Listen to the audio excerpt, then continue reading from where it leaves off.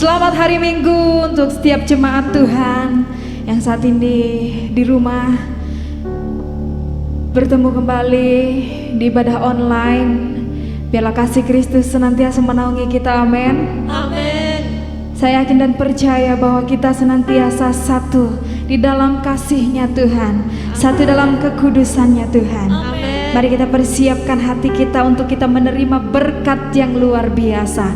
Terima kasih Bapa, terima kasih buat kasih setiamu, terima kasih buat kebaikanmu, terima kasih buat pertolonganmu yang begitu luar biasa di dalam kehidupan kami Tuhan. Jika saat-saat ini kami belum bisa berkumpul secara bersama-sama menyatukan hati kami, namun kami yakin saat ini hati kami bersehati memuji memuliakan nama-Mu Tuhan. Kau kuduskan kami Bapa, Kau layakkan kami Tuhan. Di dalam nama Tuhan Yesus kami percaya bahwa kuasa Tuhan tidak pernah terbatas. Kuasa Tuhan besar dalam setiap kehidupan kami. Terima kasih Bapa, terima kasih. Terima kasih Tuhan. Terima kasih Bapa. Nama-Mu termulia, nama-Mu terbesar Tuhan. Alam semesta menyaksikan kekuasaan-Mu. Boleh kami lihat bahkan kasih-Mu Tuhan. Terima kasih Tuhan. Terima kasih Bapa. Haleluya.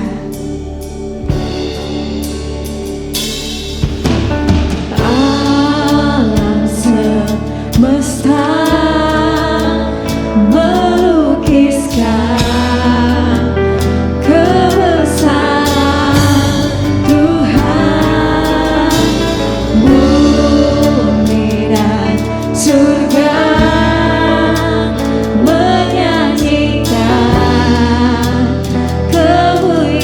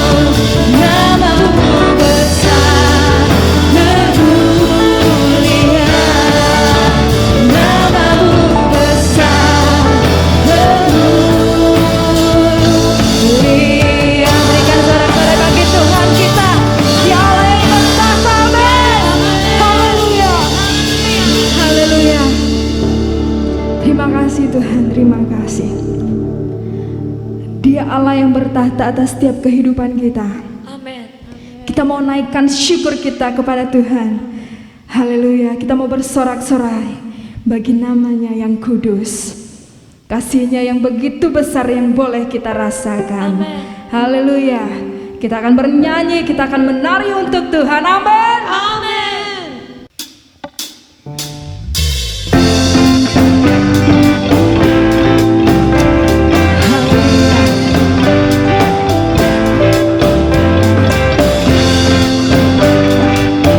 Kita menaikkan syukur hanya bagi Dia. Haleluya. Kasih yang begitu besar, lebih kuat dari dosa. Kasih yang menemukanku, selamatkan dan pulihkanku. Ku naikkan syukurku, ku naikkan syukurku. Ku tak akan berhenti memuji, meninggikan nama-Mu selalu, menari, memuliakan-Mu.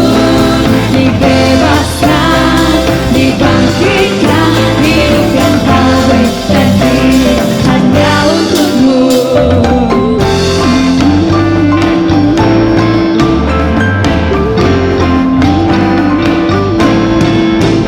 Kasih yang begitu besar, lebih kuat dari dosa. Kasih yang menemukanku, selamatkan dan pulihkanku. Ku naikkan syukurku, naikkan syukurku. Ku naikkan syukurku, ku tak akan berhenti memuji, meninggikan nama-Mu selalu, menari, memuliakan-Mu. Dibebaskan, dibangkitkan, hidup yang baru dan hidup hanya untuk-Mu. Ku tak berhenti memuji, meninggikan nama-Mu selalu, menari, memuliakan-Mu. Dibebaskan, dibangkitkan, hidup yang baru dan hidup hanya untuk-Mu. Hidup yang baru dan hidup hanya untuk-Mu. Hidup yang baru dan hidup hanya untuk-Mu. Haleluya. Hidup kita tetap persembahkan hanya untuk Tuhan. Amin.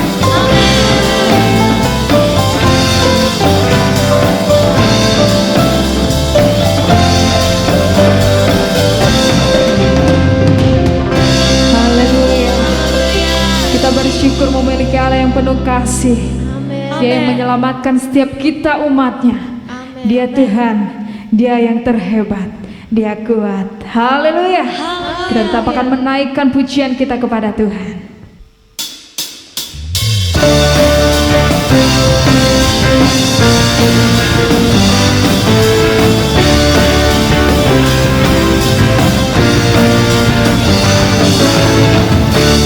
Berkuasa di bumi di surga, bertahta dalam kemuliaan. Oh, oh, oh. Dialah Tuhan Allah kita, namanya berkuasa, pembebas umat.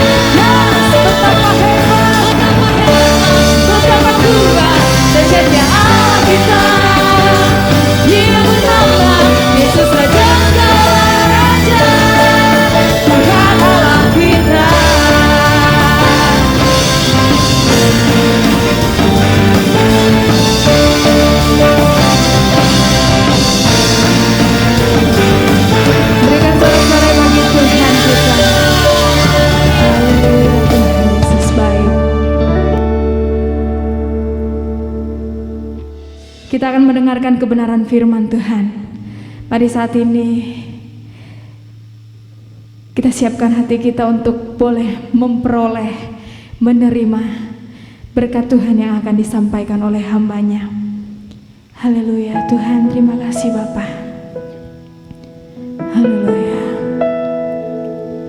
Hidupku menggenapi firman-Mu, tanda mujizat sertai setiap langkahku. Kau bersamaku di dalamku, jadi bukti kebesaran-Mu. Mari bersama-sama kita menyanyikan pujian ini. Haleluya Tuhan. Tuhan, Kau sempurna, ya, dalam rencana-Mu dan karya-Mu. Ku serahkan hidupku, murnikan dengan Roh-Mu.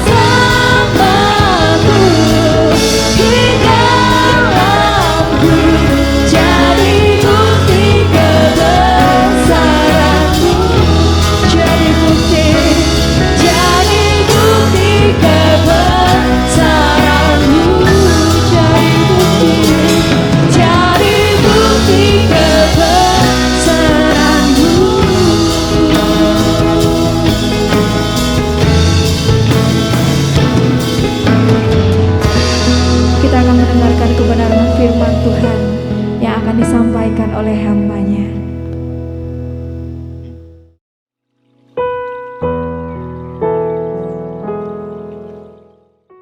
Selamat pagi dan selamat berbakti di dalam nama Tuhan Yesus Kristus.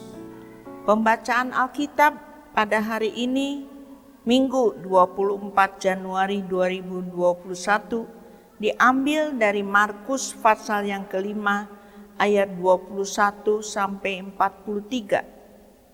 Sesudah Yesus menyeberang dengan perahu, orang banyak berbondong-bondong datang lalu mengerumuni Dia. Sementara Ia berada di tepi danau, datang seorang kepala rumah ibadat bernama Yairus.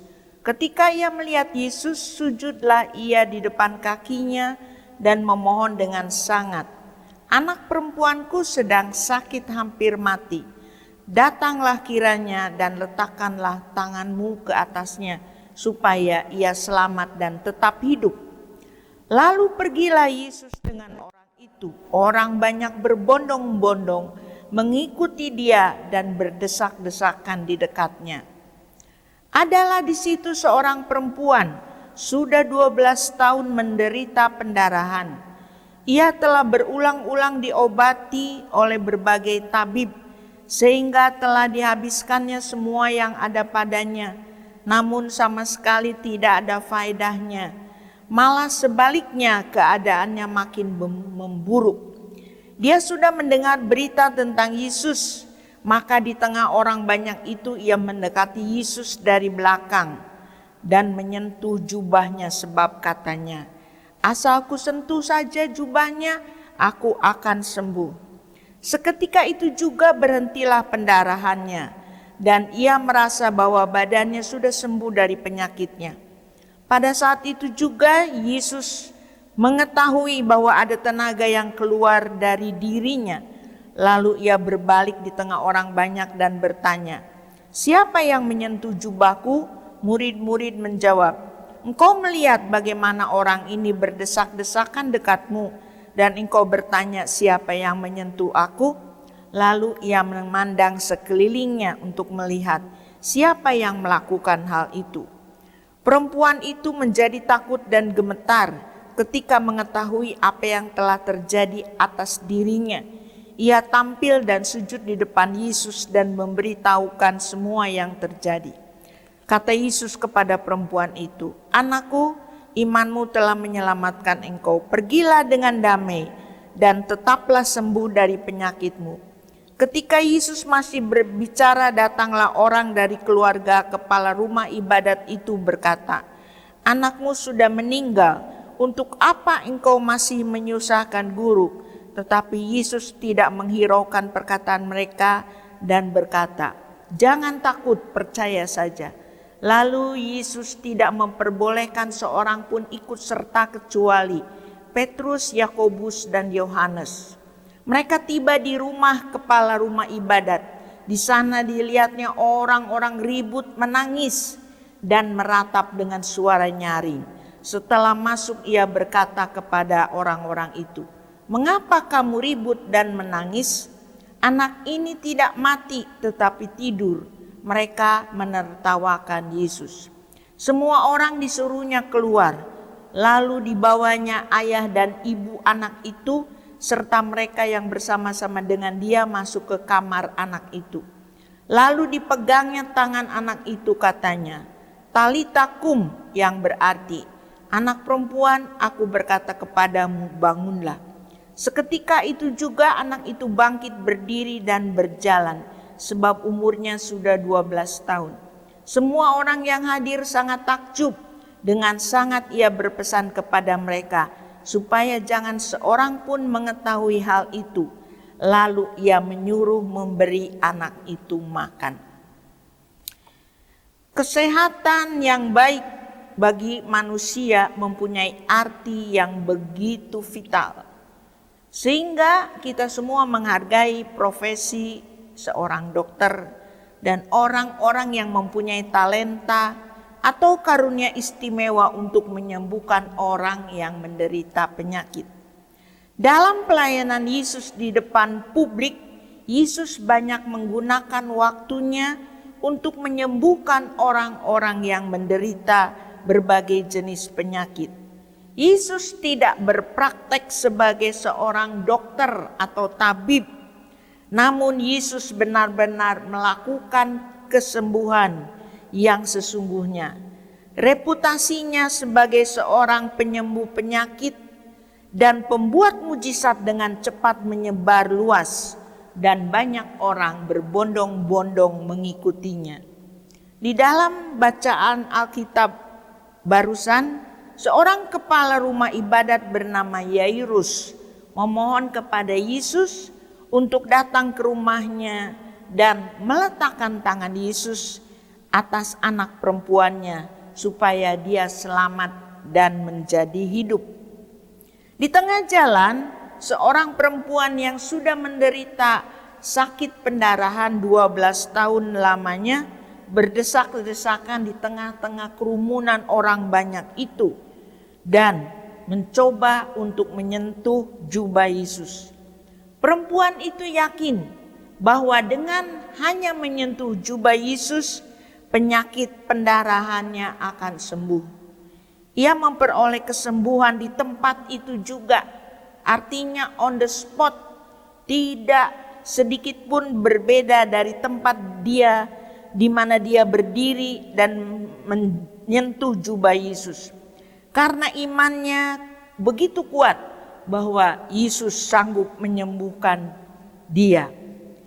Ketika datang kabar bahwa anak perempuan Yairus ternyata sudah meninggal dunia, Yesus melanjutkan perjalanannya, tidak berbalik membatalkan lalu kembali ke tempat asalnya. Di rumah itu Yesus mengembalikan kehidupan anak perempuan itu. Agama yang sejati dan obat-obatan penyembuh yang baik bergabung dalam pribadi seorang Yesus. Pada hari itu, kedua hal tersebut masih hadir dan terus bekerja sama dalam tubuh Kristus, yaitu gereja. Dan ini semua dilakukan untuk kebaikan masyarakat. Gereja hendaknya melangkah keluar untuk melakukan penyembuhan, baik penyembuhan secara tubuh maupun penyembuhan secara roh. Rekonsiliasi dimaksudkan untuk membuat seorang pribadi merasa lebih baik dan lebih kuat dan siap untuk memulai hidup baru dengan pandangan ke depan yang baik. Seorang yang sakit kalau didekati dengan iman, dia akan terhibur, dikuatkan dan disembuhkan. Banyak orang sekarang ini disakiti dan ditekan dengan rasa takut. Inilah sebuah contoh dari kesembuhan berdasarkan iman. Di dalam gereja kita juga berdoa untuk orang yang sedang sakit, melakukan doa syafaat atau doa perantara untuk kesembuhan orang lain kalau orang sakit tersebut tidak berada di dalam gereja. Banyak kesembuhan tergantung bukan hanya pada keadaan orang yang sakit, tetapi juga pada iman orang yang meminta kesembuhan itu. Pada orang yang punya iman, yaitu orang yang mengantar orang yang sakit itu. Dalam hal cerita di atas, ayahnya yaitu Bapak Jairus, kepala rumah ibadat yang datang memohon kepada Yesus. Mungkin anak perempuan itu sendiri tidak mengenal Yesus, tetapi ayahnya percaya bahwa Yesus akan datang dan membuat mujizat. Karena iman sang ayah, anak perempuannya disembuhkan. Kita juga tidak boleh berpikir bahwa semua penyembuhan terkait agama atau iman terjadi di atas panggung dalam sebuah auditorium yang luas atau di depan kamera televisi, disoroti oleh lampu dan direkam di atas panggung di dalam sebuah KKR kesembuhan besar-besaran. Penyembuhan sejati terjadi secara privat dan tersembunyi. Di dalam bacaan Alkitab di atas, tidak ada seorang pun yang tahu bahwa perempuan yang menderita sakit pendarahan itu telah disembuhkan, kecuali perempuan itu sendiri. Sebelum Yesus memberkati anak perempuan Yairus dengan hidup baru, Yesus menyuruh orang-orang pergi keluar dulu. Yesus memang tidak mencari puji-pujian dari publik. Kesembuhan dari Yesus tidak bersifat magis atau otomatis. Kesembuhan tersebut mengalir langsung dari keyakinan iman. Oleh karena itu, iman harus hadir sebelum setiap doa dipanjatkan, sebelum setiap sakramen kita terima, sebelum setiap kesembuhan kita cari. Mari kita melihat perbedaan antara kepala rumah ibadat dengan perempuan yang sakit pendarahan. Perbedaan antara kedua tokoh ini sangat jelas. Dari identitas nyata, yang satu adalah seorang pria, yang satu lagi seorang perempuan. Perbedaan jenis kelamin ini saja sudah menunjukkan suatu perbedaan status. Karena pada zaman itu ada suatu kecenderungan untuk memandang laki-laki lebih tinggi kedudukannya dibanding perempuan. Misalnya saja dalam pencatatan jumlah orang, biasanya hanya jumlah laki-laki yang disebut. Dalam peristiwa Yesus memberi makan 5.000 orang, berbunyi yang ikut makan kira-kira 5.000 laki-laki, tidak termasuk perempuan dan anak-anak. Maka perbedaan identitas ini dipertegas oleh perbedaan status sosial. Tokoh yang pertama bukan saja seorang pria, tetapi seorang pejabat, yaitu kepala rumah ibadat. Ia pasti orang yang terpandang di masyarakat dan juga pasti terpelajar. Sedangkan perempuan itu, apa kedudukannya? Tidak disebutkan sama sekali. Jika kita mengatakan penyakit itu dengan konteks Yahudi, situasinya menjadi lebih berat lagi. Hukumnya tertulis dalam Imamat 15 ayat 25 dan 27.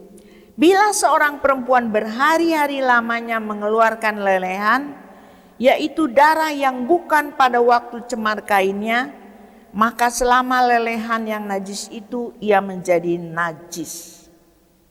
Perempuan ini bukan saja menderita secara lahiriah, tetapi juga secara batiniah. Jiwanya sakit dan kesepian. Mungkin orang-orang segera menyingkir dengan perasaan jijik setiap kali melihat perempuan ini. Seandainya perempuan ini punya pesuruh, dia akan lebih baik tinggal di rumah dan menyuruh pesuruhnya menemui Yesus.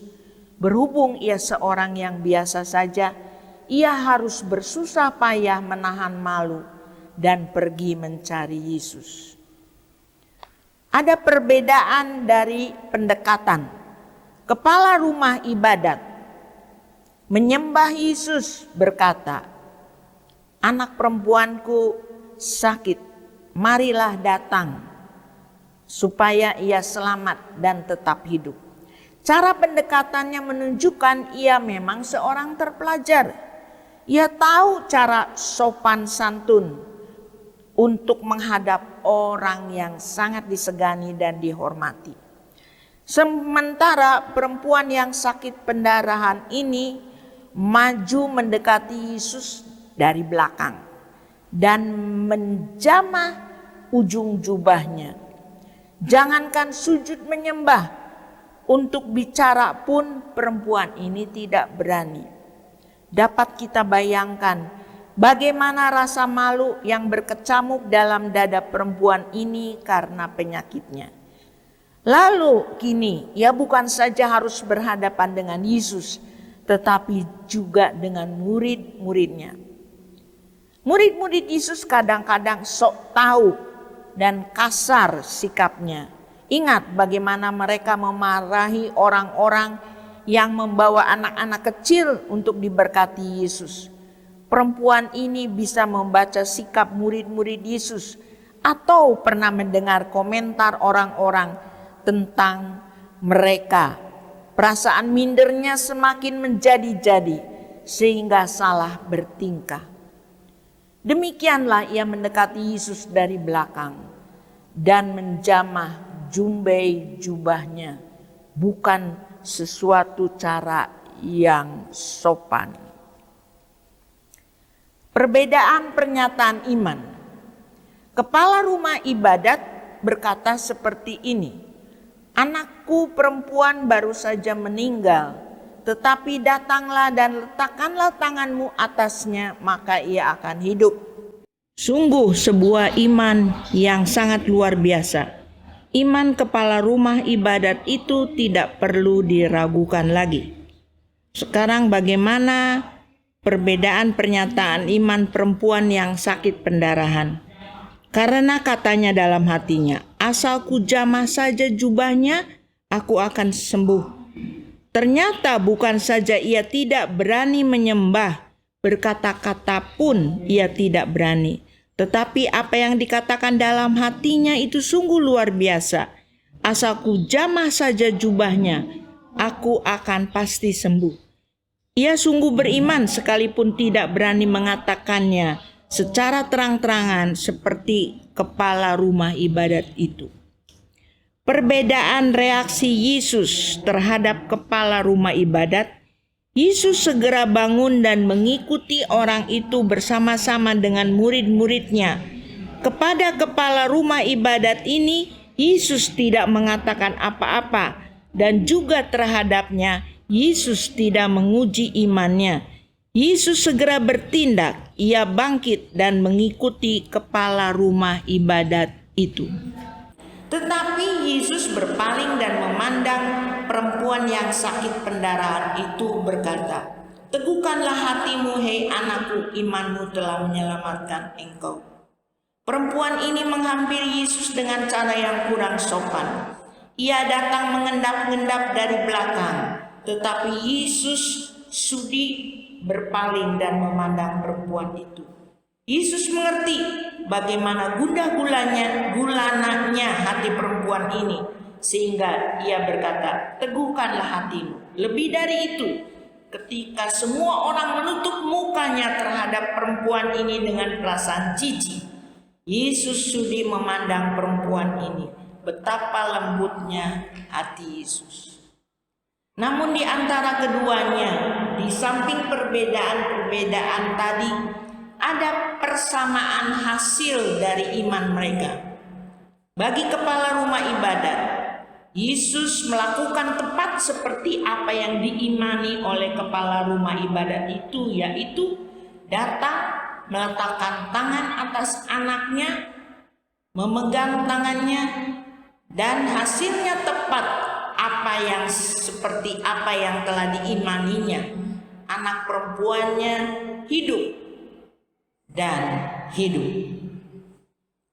Perempuan yang sakit pendarahan, ayat 22b berkata, "Maka sejak saat itu sembuhlah perempuan itu." Sejak saat itu menunjukkan bahwa penyakit perempuan itu tidak pernah kambuh lagi. 12 tahun lamanya ia menderita dan dipandang najis. Tetapi sejak saat itu ia menjadi sembuh dan sembuh. Inilah yang disebut dengan kasih karunia Bapa.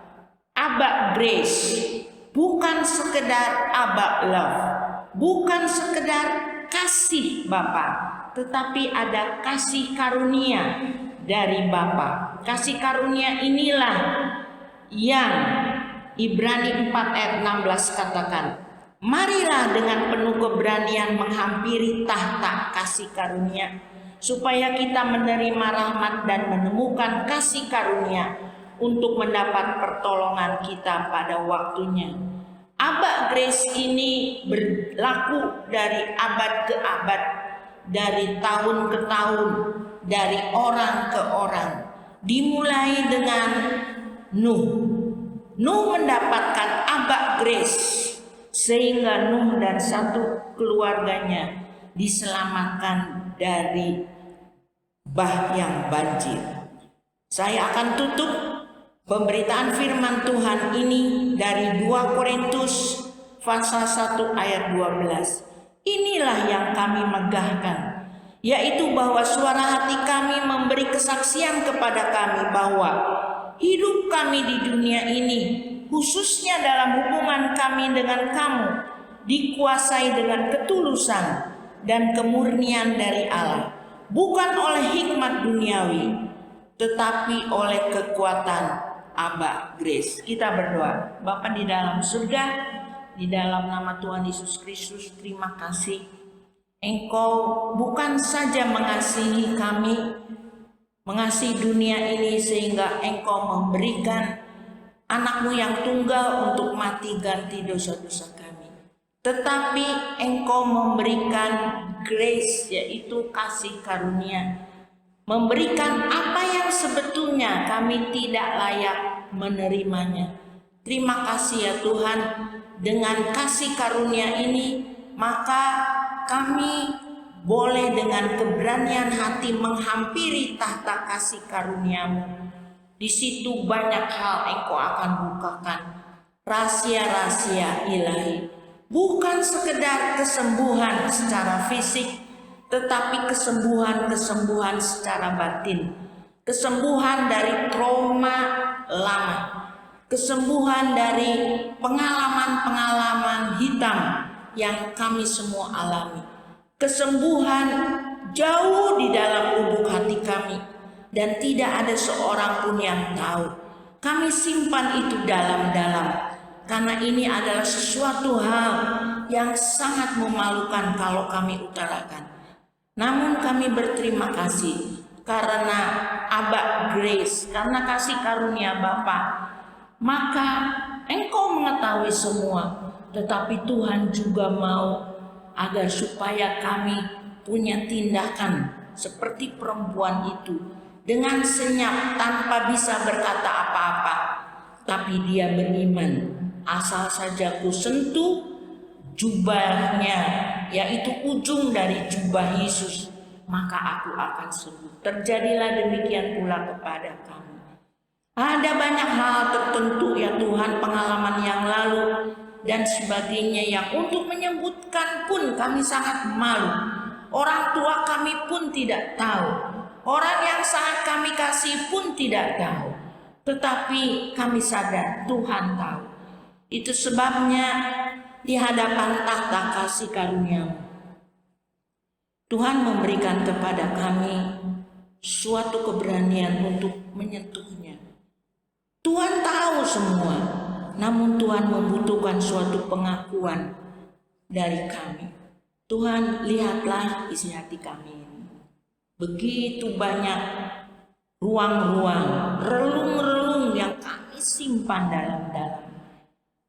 Karena hal-hal tertentu, karena kami mengalami trauma-trauma dan kepahitan yang bukan karena kami bersalah, tapi orang lain. Begitu juga kami akan sulit mengampuni. Namun ya Tuhan, dengan kami memberanikan diri menghadap tahta kasih karunia-Mu, biarlah Tuhan sembuhkan itu. Tidak ada seorang pun yang tahu, tidak ada, semua trauma ini. Dan ajari kami juga mengasihi orang-orang yang sudah menyakiti hati kami. Apakah itu baru kemarin, 1 jam yang lalu, apalagi yang sudah bertahun-tahun tersimpan di dalam lubuk hati kami yang terdalam. Terima kasih Bapa, terima kasih. Terima kasih untuk kasih karunia-Mu yang mengalir dari tahta kasih karunia yang begitu rupa. Kini kami sudah dikuduskan dan disucikan.